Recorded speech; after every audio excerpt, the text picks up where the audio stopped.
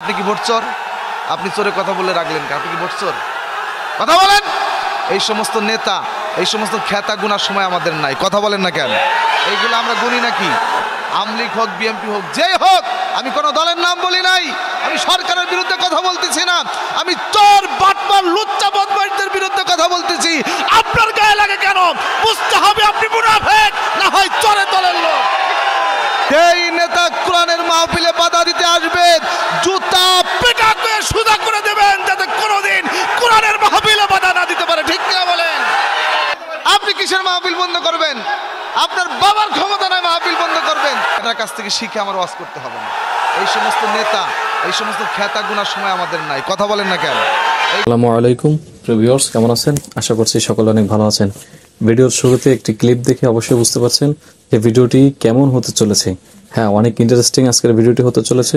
তো ভিডিওটি শুরু থেকে শেষ পর্যন্ত কন্টিনিউ করে দেখতে থাকুন।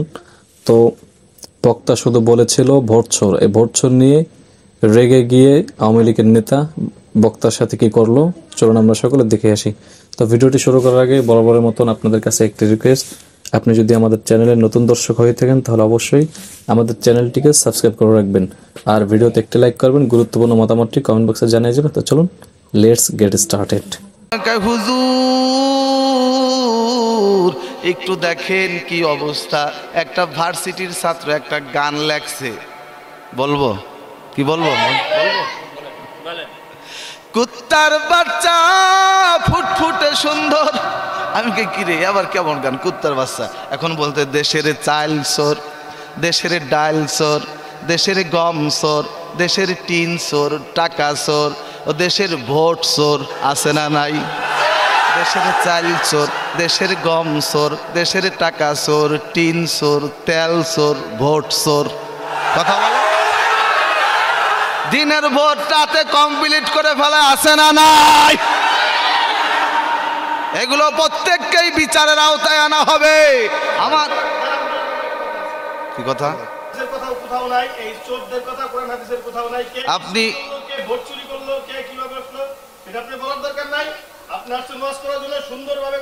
কি কোরআন হাদিসের কথা না? আপনি কি আলেম? আপনি কি আলেম? আপনি চোরের কথা না আপনি বললেন কেন?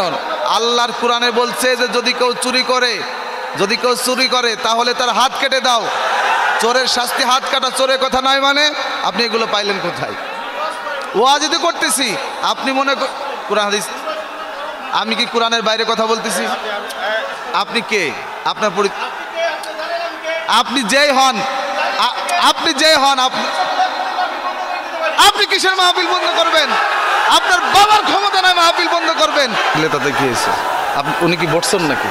আমরা কি বেশি আসছি? এদেশে চোর বাটপারদের বুক ফুলিয়ে তারা কথা বলে, আলেম ওলামারা কেন কথা বলতে পারবে না? আজকে আলেম ওলামার উপরে জুলুম করা হয়, নির্যাতন করা হয়। আপনি বসেন, এখানে বসেন, আমি আপনার সমাধান দেব। আমি কোরআন হাদিস থেকে বলছি, আপনি আপনার কাছ থেকে শিখে আমার ওয়াজ করতে হবে না। এই সমস্ত নেতা, এই সমস্ত খ্যাতা গুনার সময় আমাদের নাই। কথা বলেন না কেন? এইগুলো আমরা গুনি নাকি? কত বড় বড় এমপি, চেয়ারম্যান, উপজেলা চেয়ারম্যান আমাদের পাশে বসে কোরআনের কথা শোনে। আপনি এখানে, আপনি কি ভোট চোর? আপনি চোরে কথা বলে রাখলেন কেন? আপনি কি ভোট চোর? কথা বলেন। আপনি কি চুরি করে এমপি হয়েছেন? আরে কথা বলেন, আপনি কি ভোট চোর নাকি? আপনি ভোট চোর? আপনি ভোট চোর? ভোট চোরের কথা বলবো না। তার মানে এই দেশে যারা ভোট চুরি করেছে, দিনের ভোট যারা রাতে নেয়, তারা হলো সব থেকে বড় জালেম। কথা বলেন। তারা হলো সব থেকে বড় জালেম। জনগণের অধিকার তারা নষ্ট করেছে। আমলিগ হোক, বিএমপি হোক, যে হোক, আমি কোনো দলের নাম বলি নাই। আমি সরকারের বিরুদ্ধে কথা বলতেছি না। আমি চোর, বাটপার, লুচ্চা, বদমাইশদের বিরুদ্ধে কথা বলতেছি। আপনার গায়ে লাগে কেন? বুঝতে হবে আপনি মুনাফিক না হয় চোরের দলের লোক। এই চোরদের বিরুদ্ধে কথা বলবো কিনা? একটা মানুষের মাথা থেকে পা পর্যন্ত, রান্নাঘর থেকে সংসদ ভবন পর্যন্ত পরিচালনা করার ক্ষমতা আল্লাহর কোরআনের আছে, সব আছে।